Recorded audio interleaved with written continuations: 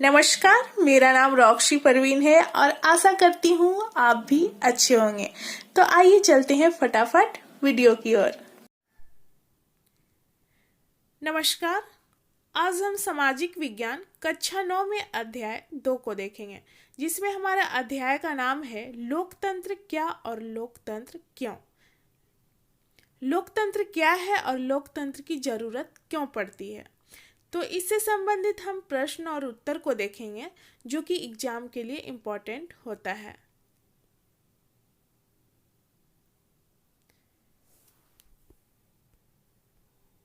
तो सबसे पहले यहाँ पर जानेंगे कि लोकतंत्र है क्या। तो लोकतंत्र में जनता को यह अधिकार प्राप्त रहता है कि वह सरकार का चयन कर सके। वोटिंग प्रणाली के माध्यम से जनता ही सरकार का निष्पक्ष रूप से और स्वतंत्र तरीके से चयन करती है। जनता पर किसी तरह का दबाव नहीं रहता है कि आप उसी उम्मीदवार को चुनिए ही चुनिए। यहाँ पर जनता को पूर्ण अधिकार है कि वो अपनी इच्छा से सरकार का चयन करे। और लोकतंत्र की जरूरत इसलिए पड़ती है, क्यों जरूरी है, तो यहाँ पर एक फायदा होता है लोकतांत्रिक सरकार के माध्यम से कि सरकार को हमेशा डर बना रहता है कि अगर वो जनहित के समक्ष कार्य ना करे तो जनता उन्हें उनके पद से हटा सकती है। तो लोकतांत्रिक सरकार के माध्यम से हमेशा जनहित से रिलेटेड कार्य किया जाता है। सरकार हमेशा जनहित के लिए ही कार्य करती है। तो यहाँ पर प्रश्न है कि एक लोकतांत्रिक सरकार की मुख्य विशेषताएं लिखिए। यहाँ पर लोकतांत्रिक सरकार पूछा जा रहा है, तो इसमें हम यह देख सकते हैं कि ऐसी सरकारें जनता द्वारा निष्पक्ष एवं स्वतंत्र चुनाव द्वारा चुनी हुई होती है। यानी कि जनता पर किसी तरह का दबाव नहीं रहता है। वो जिस उम्मीदवार को चयन करना चाहे, चुनना पसंद करें, तो वोटिंग प्रणाली के आधार पर उसी को मत देते हैं और अपनी सरकार का चयन करते हैं। दूसरा देखेंगे इसका उत्तर में कि लोकतांत्रिक सरकार जनता और संविधान के प्रति जवाबदेह होती है। लोकतांत्रिक सरकार हमेशा जनहित के लिए ही कार्य करती है। उसे हमेशा डर रहता है कि अगर वो जनहित के संदर्भ में कार्य नहीं करती है तो जनता उन्हें उनके पद से हटा सकती है। और संविधान में जो नियम कानून है हमारा राष्ट्र को चलाने के लिए, तो सरकार को इसी नियम कानून का पालन करना पड़ता है। अगर वो नियम कानून का उल्लंघन करती है तो उनके प्रति कार्रवाई हो सकती है और होती ही है। तीसरा है यहाँ पर उत्तर में कि लोगों द्वारा चुने गए सदस्य ही देश के शासन की बागडोर संभालते हैं। यानी कि मतदान प्रणाली के आधार पर जिस भी सरकार का चयन होता है वो शासन का बागडोर संभालते हैं और वे सारे प्रमुख फैसले संविधान के अनुरूप ही लेते हैं। यानी कि जो हमारे राष्ट्र को चलाने के लिए विधान यानी नियम कानून है, उसी के अनुरूप इन्हें कार्य करना पड़ता है। प्रश्न है यहाँ पर कि लोकतंत्र की क्या विशेषता है। पहला था हमारा कि लोकतंत्र सरकार की विशेषता क्या है, अब यहाँ है लोकतंत्र की क्या विशेषता है। तो लोकतंत्र में निष्पक्ष एवं स्वतंत्र रूप से चुनाव होते हैं, जिसमें जनता अपनी प्रतिनिधि को चुनती है। चुनाव द्वारा लोग जब चाहे मौजूदा शासक को बदल सकते हैं। अगर सरकार जनता के हित में कार्य नहीं करती है तो उनका बदलाव किया जा सकता है, दूसरे सरकार की चयन की जा सकती है उनके बदले में। इसमें सभी नागरिक को सार्वभौमिक वयस्क मताधिकार प्राप्त होता है। लोकतंत्र में 18 वर्ष जिन्होंने 18 वर्ष की आयु प्राप्त कर ली है उनको मत देने का अधिकार प्राप्त हो जाता है ताकि वो सरकार का चयन कर सकें। इसमें सरकार कानून या संविधान के द्वारा चलाया जाता है। जो नियम कानून है उसी के अनुसार सरकारें काम करती है। प्रश्न है संविधान संशोधन से क्या तात्पर्य है। तो संशोधन का मतलब होता है यहाँ पर परिवर्तन, चेंज करना। समय के अनुसार हम देखते हैं कि परिस्थितियां भी बदलती जाती है, आवश्यकताएं भी बदलती है। तो यहाँ पर संविधान में भी हम देख सकते हैं राष्ट्र की आवश्यकता और परिस्थितियों के अनुसार चेंज किया जाता है। तो यहाँ पर हम कह सकते हैं कि समय समय पर जो संविधान में परिवर्तन लाया जाता है उसे ही संविधान संशोधन कहते हैं। अगला प्रश्न है लोकतंत्र की परिभाषा लिखिए। लोकतंत्र वह शासन प्रणाली है जिसमें शासक का चुनाव जनता करती है। तो लोकतंत्र में जनता का शासन रहता है, जनता ही सरकार का चयन करती है। अगला प्रश्न है लोकतंत्र के वे 3 मूल्य बताइए जिस पर कोई भी लोकतंत्र टिका हुआ है। ये अथवा मतलब यही सेम प्रश्न है कि लोकतंत्र के 3 मूल्य कौन कौन से हैं। तो यहाँ पर हो जाएगा स्वतंत्रता, समानता और न्याय। लोकतंत्र में सभी को स्वतंत्रता प्राप्त होता है, चाहे वो अमीर हो या गरीब। समानता में हम देखते हैं कि जो पिछड़े वर्ग के लोग होते हैं उन्हें ऊपर उठाने का प्रयास किया जाता है ताकि वो अपने जीवन यापन अच्छे तरीके से कर सकें। यानी कि कोई अमीर वर्ग है और गरीब वर्ग है, तो यहाँ पर गरीब वर्ग को ज़्यादा सहायता किया जाएगा हर चीज़ से, ताकि वो उस दर्जे की प्राप्ति कर सके जो अमीर वर्ग अपना जीवन यापन कर रहा है, ताकि किसी तरह के इनके बीच भेदभाव ना रहे। और तीसरा हम देख सकते हैं, तीसरा मूल न्याय। तो न्याय भी सभी को समान रूप से प्राप्त होता है, चाहे वह अमीर वर्ग हो या उच्च जाति का हो या निम्न जाति का। अगर कोई अपराध करता है या कोई ऐसा कार्य करता है तो न्याय यहाँ पर समान रूप से मिलेगा। अगला प्रश्न है अलोकतांत्रिक सरकार का कोई 2 उदाहरण दीजिए।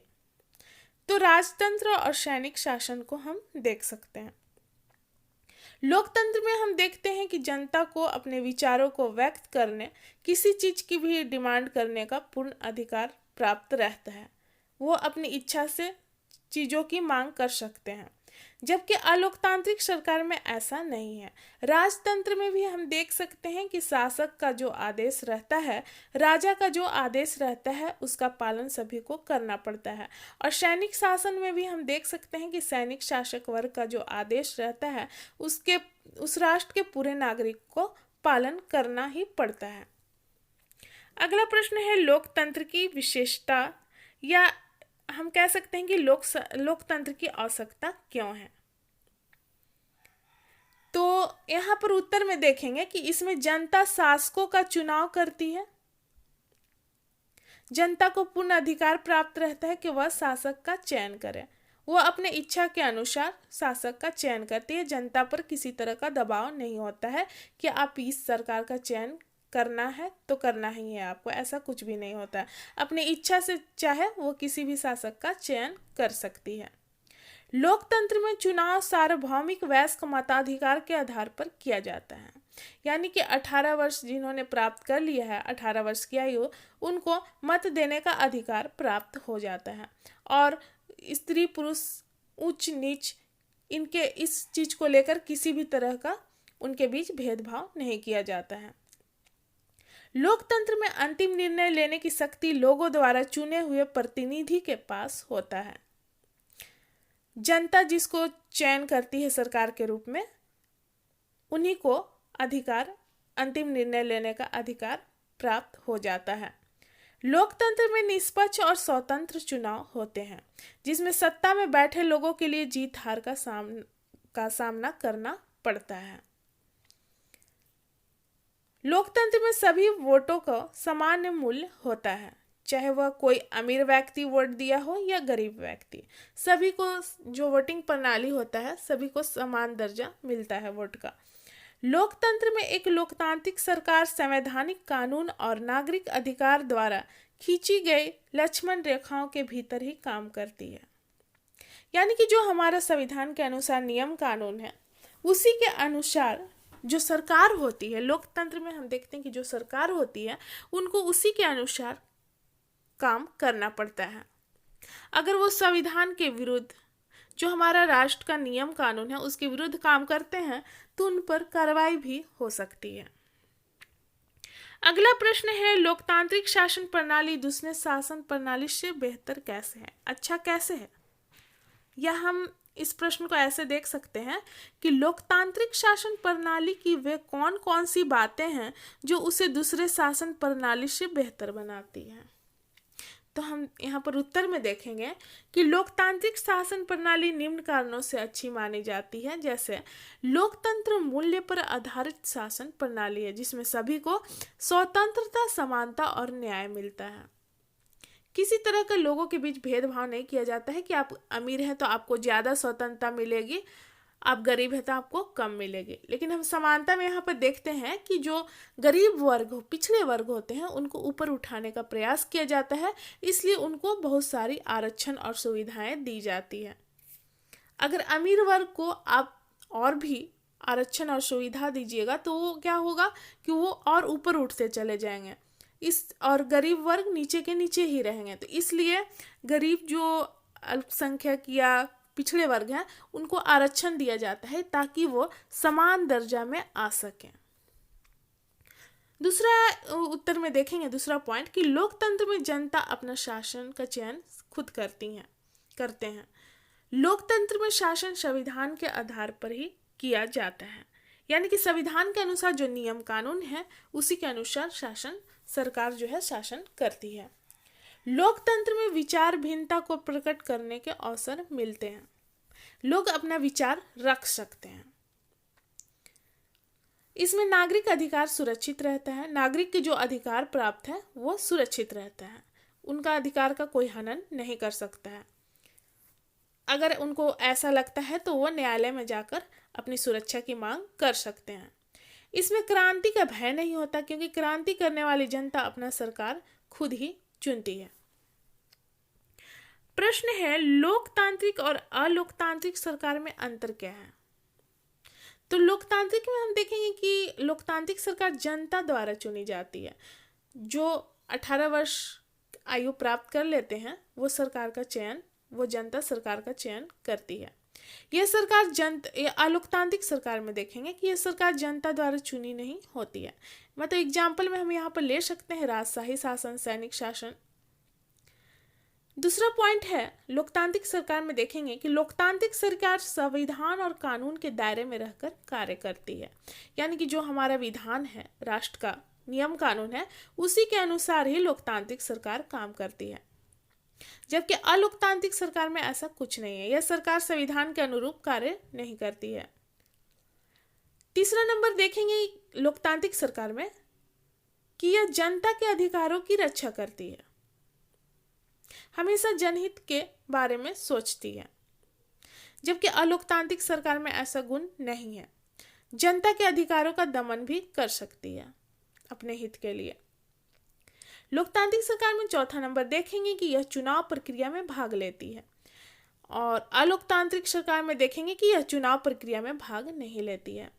एग्जाम्पल में हम लोकतांत्रिक सरकार का यहाँ पर देख लेंगे लोकतंत्र, और अलोकतांत्रिक सरकार में देखेंगे राजतंत्र, तानाशाही और सैनिक शासन।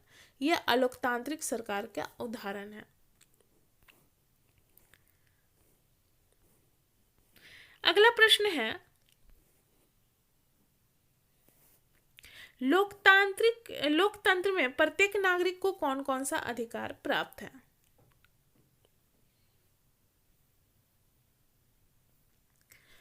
प्रत्येक नागरिक अपना सरकार खुद चुन सकते हैं, उन पर किसी तरह का दबाव नहीं रहता है।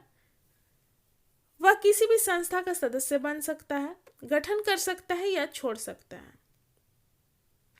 इस पर भी किसी तरह का दबाव नहीं रहता है कि आपको इस संस्था में शामिल होना है तो होना ही है। तीसरा, वह सरकार की आलोचना कर सकता है। लोकतंत्र में एक फायदा है, यह विरोधी दल में शामिल हो सकता है।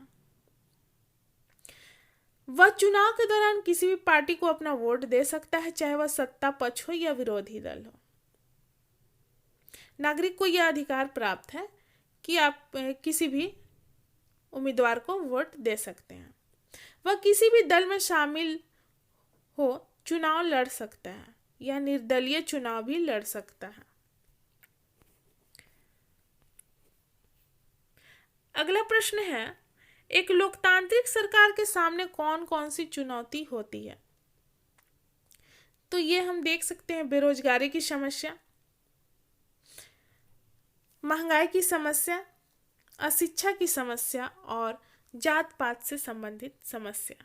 जाति के आधार पर जो हम देखते हैं सांप्रदायिक लड़ाई, उस चीज से संबंधित हम समस्या यहाँ पर देख सकते हैं। लोकतांत्रिक सरकार के समझ इनको इन चुनौतियों का सामना करना पड़ता है। बेरोजगारी की समस्या में हम देखेंगे कि लोग उच्च डिग्रियां प्राप्त करके भी बैठे हैं। इसका अन्य कारण भी है जनसंख्या की बढ़ोतरी। महंगाई की समस्या भी हम देख सकते हैं कि महंगाई की दर जो है वो प्रतिदिन बढ़ते ही जा रही है। अशिक्षा की समस्या, लोग पूर्ण रूप से मतलब जितनी जनसंख्या है वो पूर्ण रूप से शिक्षा प्राप्त नहीं कर पाती। और जाति पाति से संबंधित समस्या भी हम यहाँ पर देख सकते हैं। तो यहाँ हमारा समाप्त होता है। मिलते हैं अगले वीडियो में। धन्यवाद।